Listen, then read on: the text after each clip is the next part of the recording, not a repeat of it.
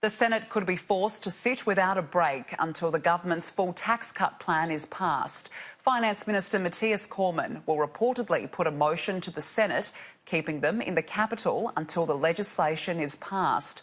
Labor is refusing to accept all three stages of the plan, asking for the bill to be split and for a vote on the third stage to be delayed. The opposition wants the government to instead bring forward the second stage of its tax plan to give immediate relief to middle-income earners. With Anthony Albanese still locked in a standoff with the government over tax cuts, Shadow Cabinet decided to propose a compromise of sorts.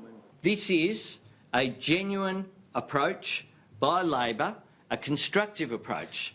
Labor wants stage two, moving the 37% threshold from $90,000 to $120,000, brought forward.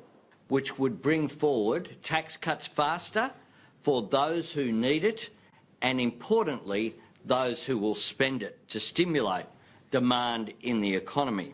Labor says the compromise would cost less than $3.7 billion and is prepared to pass stages 1 and 2 of the government's tax cut plan if a vote on the final, most contentious stage is put off. Stage 3 should be deferred. It's off in the never-never. There's no rush. Those tax cuts wouldn't kick in until 2024. If he keeps getting elected in 2024-25, he can implement it. Why is it that the Labor Party can only think just a few weeks ahead, a few months ahead, rather than actually support a plan that's about reform for the future? We'll be putting that bill into the Parliament just as we put it to the Australian people, just as we outlined it into the budget. We've been very clear about where we stand on this issue. Where Labor sits on this issue is a complete mystery. Labor hasn't finalised its position on whether to pass or block all three stages if the government holds its line and puts its tax cuts to a vote as a single package. With a coalition unwilling to open the door to compromise, some Labor MPs are urging Anthony Albanese to wave the whole package through.